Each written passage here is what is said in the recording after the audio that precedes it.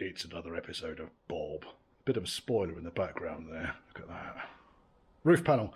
Anyway, hope you enjoy this one. More body frame stuff. Cars going back together at a fair old pace now. There are no spoilers, I'm afraid, apart from that one. Yeah, if you like it, you know the usual routine. If you don't forget to subscribe because it bloody helps me. I know people don't like these intros. There's only a couple of people who don't like them. The majority of people have come back to me and said, I like the intros. They're silly. And this one's silly. Anyway, if you want to contact me, Church House Classics, it's all one word, at gmail.com. And if you fancy supporting the channel, buy me a pint. In any way, you know, I thank everybody personally. Thank you very much. Then there's a PayPal me link scrolling down here somewhere. And thank you very much. Enjoy the video. I'll tell you one thing. I know with your air compressor you have to drain the water out of it because they do compressed air does generate moisture inside the tank, and there's a drain plug on the bottom. And I've been fairly regularly undoing that and nothing's ever come out. So I thought, okay, fair enough. I just moved it and honestly it sloshed around like a good one. So I took the drain plug out. No coolant came out, no water came out. So I've taken the plug off the end of the tank. Must be about 3 litres of water down here. For fuck's sake.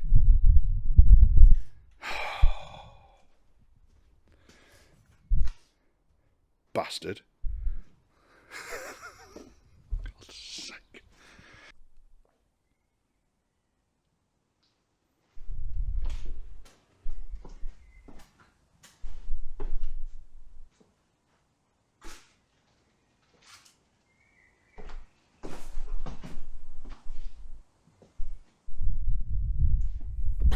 That's as long as I can hold my breath for.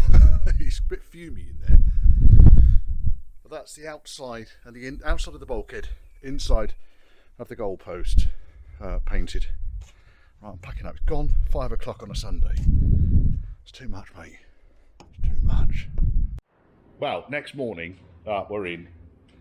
Yeah, I'm quite pleased with that. I think it will need a bit of a polish back, but not bad. On these areas here, which as you, and I keep saying, you can see these bits from the inside of the car. So happy with that. This is all going to get done today on the underside, so it can be tipped the right way up and go back on the chassis. I also need to do this face on the inside edge of the A-post bulkhead. Again, looking really nice. Quite pleased with this. That paint went on nicely. It's a bit orange clearly, but you know, I'm not a professional painter and it's yet to be polished. I'm happy with it.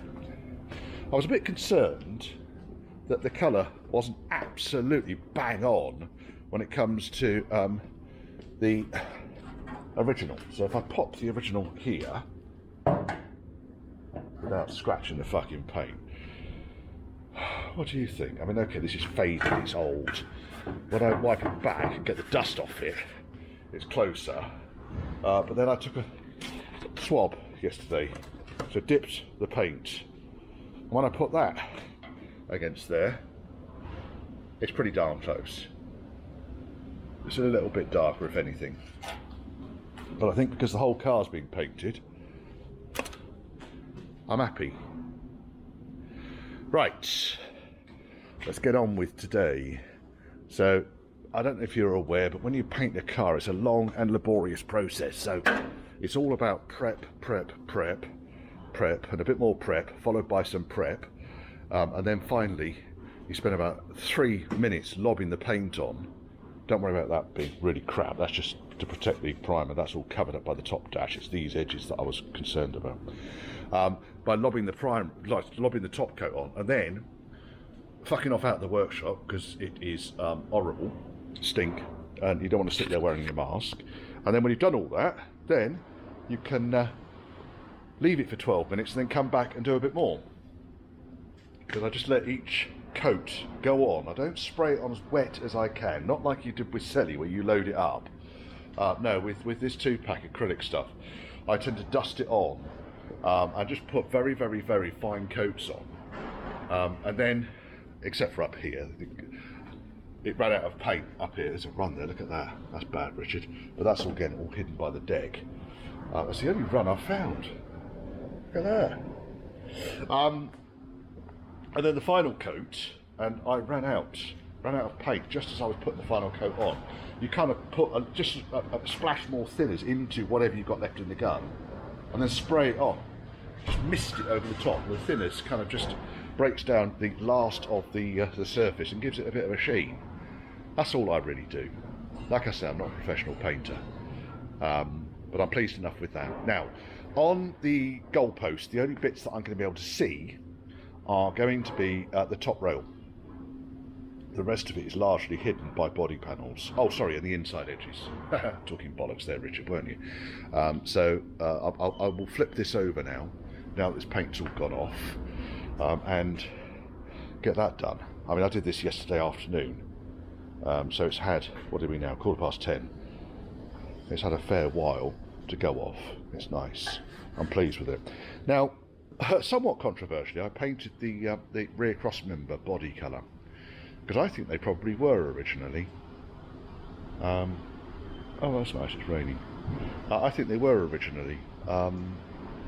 Of course, though, because everyone's had them replaced, they are always painted in black, whatever colour went on. But similarly, all of the sills and everything on the inside, the underside, and all this lot is going to be painted in body colour. So, I think it will match up quite nicely. I don't think it's controversial at all, Richard. In fact, I'm going to take that statement straight back. Right, let me get myself organised, and I'm going to get on with painting. Looks all right, doesn't it? Right, okay, I've started messing around with the loom. So it's the original loom from Bob, largely going into place. I'm just routing it through where it really needs to go to. I need to do some work on a fuse board on the other side. I'll go into that. The rear body loom, I've kind of been able to salvage it really, because I don't know if you know your early Range Rovers, but the loom goes up the A post, imagine, along the top rail and down the C post to the back of the car. And then just behind the passenger side rear light unit has a bundle of bullet connectors, and these bullet connectors are for stoplight, for so that the green and brown is stoplight, if I remember rightly. Green and red is one of the indicators, green and white is the other indicator. Green and whatever colour that is going to be reverse lights. That's a trailer hookup, and that one's for the lights. And then these two here, they're for the fuel tank sender. No wire for the fuel pump, but that's not a problem. I can run that separately. I'm going to make a loom to go up on this side anyway, so that could almost certainly incorporate the fuel pump wire. Because the reason I'm running a wire from this side is because I've got rear wash white bidet going into this. James didn't know what a bidet was. It's what you wash your rear in. Anyway, enough of that. So, really on this side here, because the fuse box was just completely mashed, what I've effectively done is, I'm just going to sit on the chassis down here. You may be able to see, you may not, I don't know. What I've effectively done is joined all the whites together. That white there is the white that goes down towards the ignition coil. Browns, one of those is from the battery. These two join up the two that have come from the battery. So the big fat one there comes from the battery. The thinner one goes back to here. The other one goes back to here. Are you with me?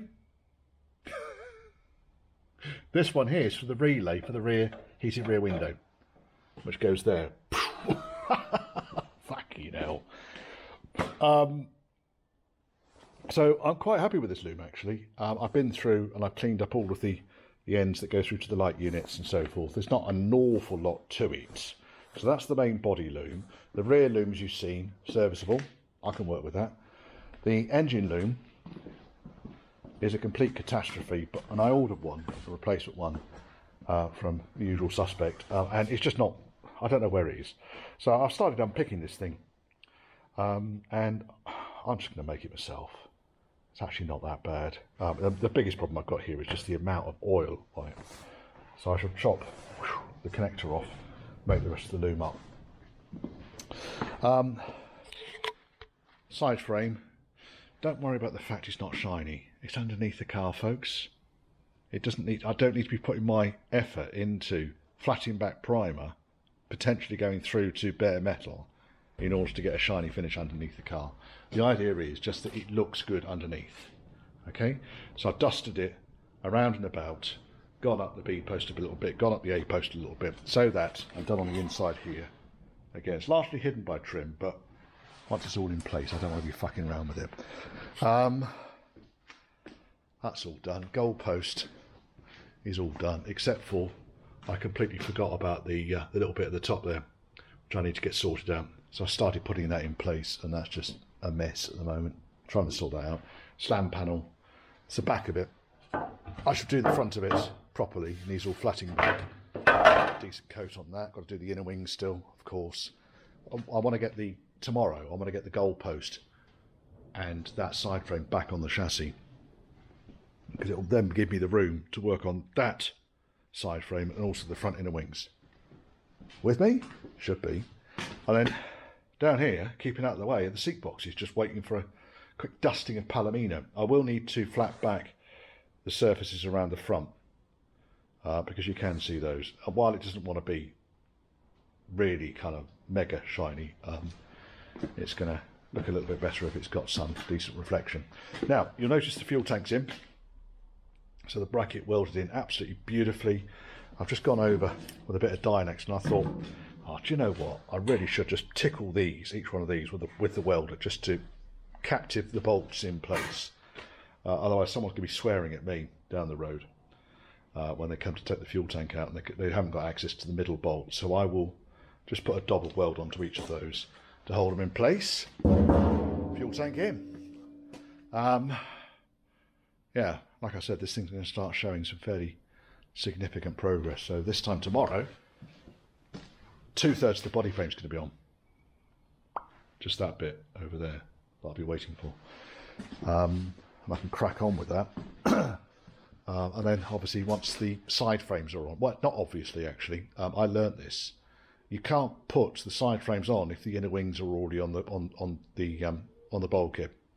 It's too tight, because the inner wings go onto these holes here, and the side frame so there is an element of overlap. So I need to go through that. I put some seam seal around that, and then realised after I put the seam sealer over it, shit, bloody A post goes over the top of that, so I'm just going to have to flat that back. It doesn't matter, it's all hidden. That's about it really. And then I was looking at the steering column support. Original paint on that. It does match. It's just flat. We'll go through the is it blue, is it green debate. No, I'm not doing that again. I promise. Bored people enough with that. Whether I give that a quick wipe over and dust it with some paint or not, I don't know. I've got to paint that. That's the bit that goes on the passenger side bulkhead over there, and the loom goes through it. There's a surplus hole here, which I'll just put a grommet in, paint over the top of it. This is where the washer bottle pop rivets on there, so it won't take me long to actually go over that, clean it up, put it back on again. Now, interestingly, there was never a heated rear window relay on this, so I'm going to dig through my box and get a heated rear window relay, or just put a modern one in there. It's hidden behind the dash anyway. The one that sits on the outside is the one for the starter motor. Yeah, I think, yeah. Just get a big dust sheet, aren't I? Fucking big dust sheet. Oh look, my table's come up nicely as well. Yeah.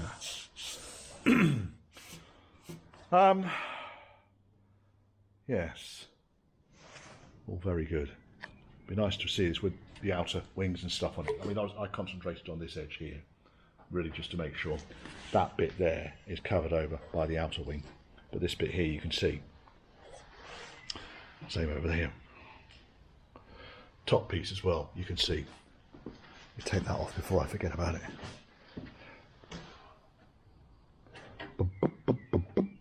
I was trying to fix it into place, but it's failed, really. Right, and then once this is on the car, the right way up, then I can sort of address the rest of the paintwork, sort out the dynamatting to stop the drumming and so forth. Big box turned up as well today. Don't know what's in that. It says office chair, but it's not.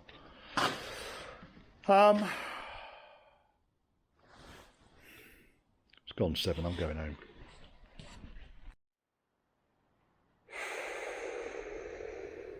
Yes. Right. Side frame, I know it's not painted on the inside. It's back on the chassis. Welded on that piece there. I even remember to tag the bolts down on the back of the fuel tank, so no one's going to curse me there.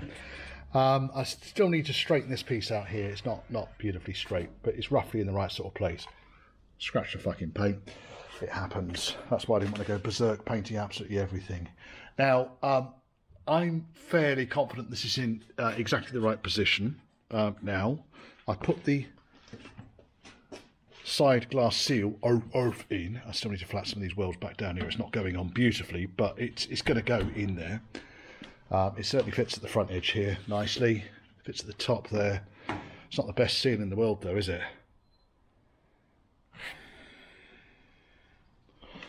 And yeah, it fits.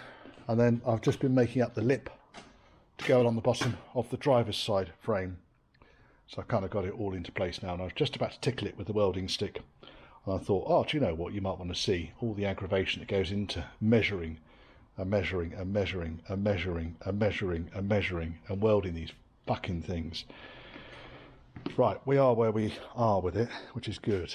I'm happy now. So I'm going to get that lip welded on, weld the seat box on it, weld the fuel filler onto it, weld the front floor support. This bastard. And then I've got a little piece on the C-post here which I chopped out because it was just rotten. That needs welding in as well. But I'll get the rest of it welded up first of all. And then invert it, clean the welds up, do pretty much what I've done with this thing. I've painted underneath. It's not the best paint job in the world, but it's blue.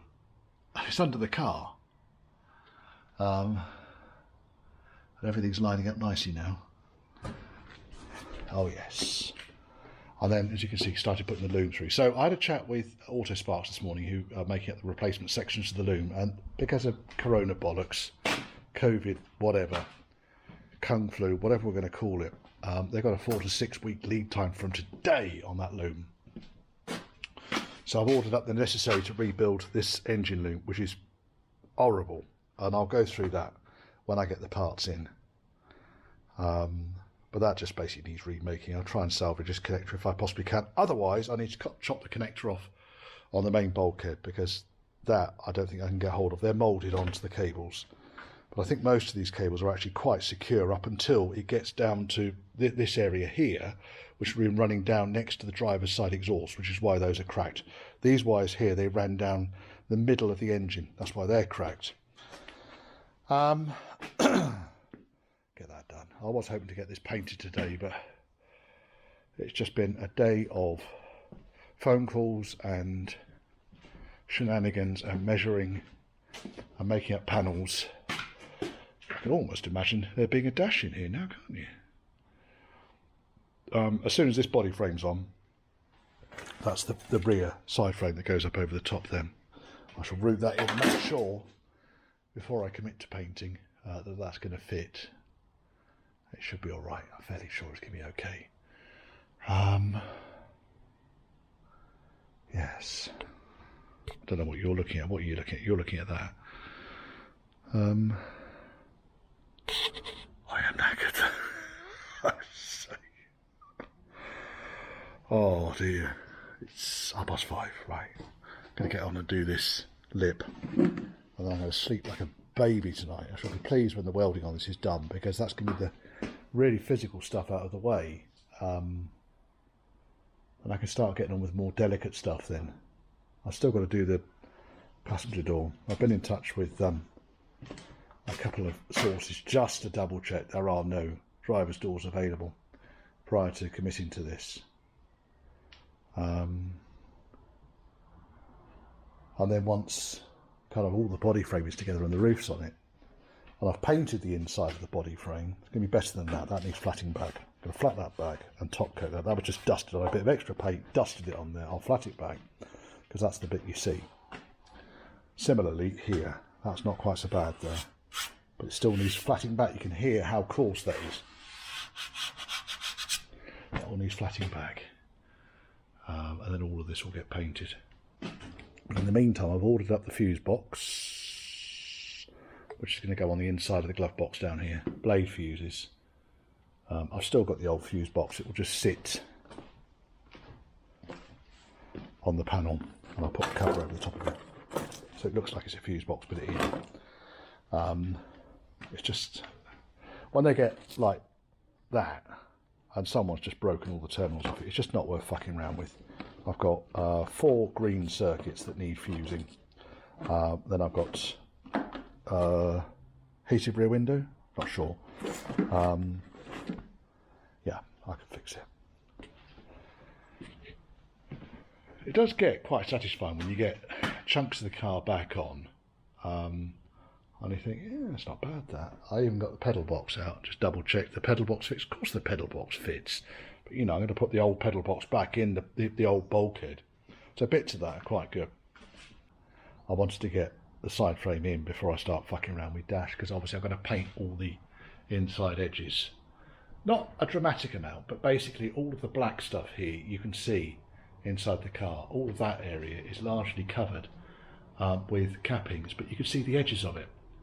You can see where the door shuts, and the same with this bit. You can see where the door shuts. So it's important to get these details right. Most of the back end here, at the top section by the C-post, that's covered over. You can see how much of the inside of the goalpost you can see. You can't see the top rail, as I've mentioned already. So it's just a case of getting it where it needs to be.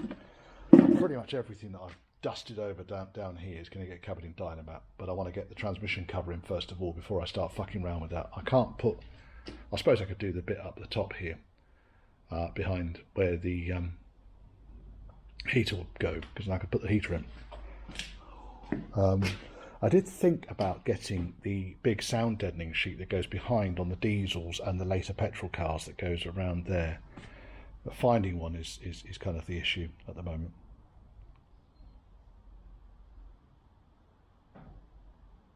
Yes, don't worry about that shit up there. It's just up there because it's blue. This all gets covered. All of this area gets covered. Just put top coat on it. It's acrylic. It's rust free. It's going to stay rust free. And it's gone nice and quiet. It is 3:45. I expect a few more trucks will be coming in, but welded on the fuel filler surround. That panel came from Famous 4. The FFO11011. I can make it myself, but for the hour and a half, 2 hours of me fucking around with it, I'll buy it from them. Thank you, Mr. Famous 4. Plug welded it from the outside to the inside, so once that's all flatted back and seam sealed, it will look nice and flush in there. Welded on the lip for the glass. Obviously I haven't done this piece on the C-post yet. I actually want to get this whole thing on the car before I start fucking around with it, because I want to make sure that I've got the gap from the top rail to the glass rail spot on, and I'm only really going to know that once I've got it up to the goalpost. So that can happen once it's on. So the next step really is to kind of get the underside painted, but before I go there I've got to make up the seat support. So on these earlier cars, the seat mounted onto boxes that go onto the side here, and I've got one here. Oops, that was very loud, Richard. Do apologise, folks. This is one that came from this very car. I'm not going to weld this one back on because it's just a little bit too far gone, but this actually came from Bob, and it goes exactly like, put the light on it, there we go, it goes exactly like that. So all I need to do now is replicate this, and then this is going to go in my bucket or box of useful parts that I need to keep for replicas. And which is good. I'll do that. I'll go crossy crossy, crossy crossy. There we go. So then I've got 2 centre lines there, 2 holes for the dots. So what I need to do now, I think, is I need to drill those out. So I'll go and do a bit of drilling and cutting. I'm going to cut this flange back using the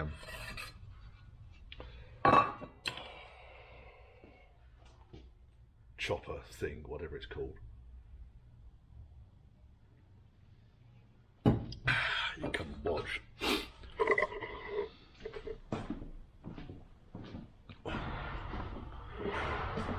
This fella, what's he called? Are you even watching? You are. The battery's about to run out. Let's see. You could get the reprieve on this one.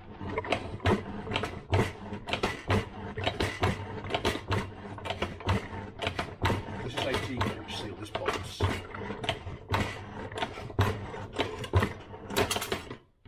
Good. That's 16 gauge. I was shoving it. Look. Just how easy it cuts through. Nice chopper that. New battery. Right, okay. Chop those bits out. Let's go and see if it fits now. Right. That sounds good enough. Bit of room around the outside for a bit of weld to drop into. I'm happy enough with that. Right, next. Drill some holes. Now, I've got to drill these 2 first, and then I'll clamp this on, mark this, drill smaller holes through this, and then fix it on. I guess just de-swarfing that hole there. Fuck off. There, de-swarf now.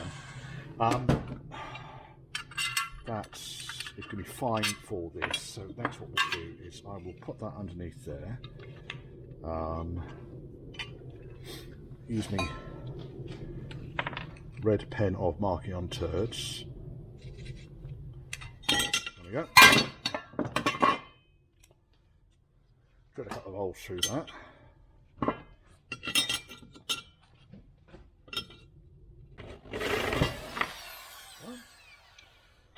Nicely done, Richard. Right, that's that. This drill's finished. Now, we're ready to clean up all this metal now, and then weld that onto there. What I'll do, I'll spray a bit of zinc over this first of all. Actually, what we could do is we could clean it all up. So, where's Mr. Pencil? Mr. Pencil, you can go like that and like that, and then we know roughly where we're clearing up. Needle file. Oh, I can clean everything today, boy.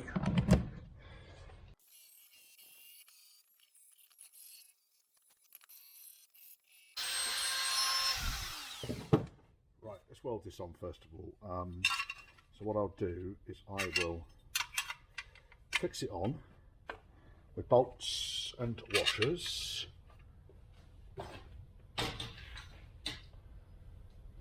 Dun dun dun dun dun dun dun. Should have some cartridge washers in here. Cartridge washers. I get fed up with rooting through the box for an hour looking for a fucking cartridge washer, so I just bought myself a big bag of cartridge washers. They're zinc plated rather than stainless because they're just easier for me to weld on. And then I'll lob a nut on there. And I'm going to weld the nut and the washer to this plate so it becomes captive. I could use riv nuts. Bolt is cheaper. I said I've got another quarter. Yes, I have. Bomb, bomb, bomb.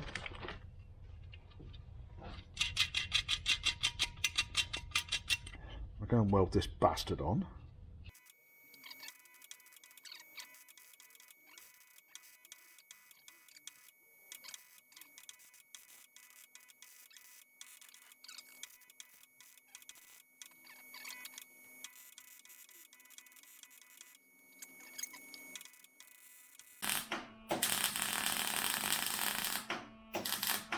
getting warm now. Right, that'll do it.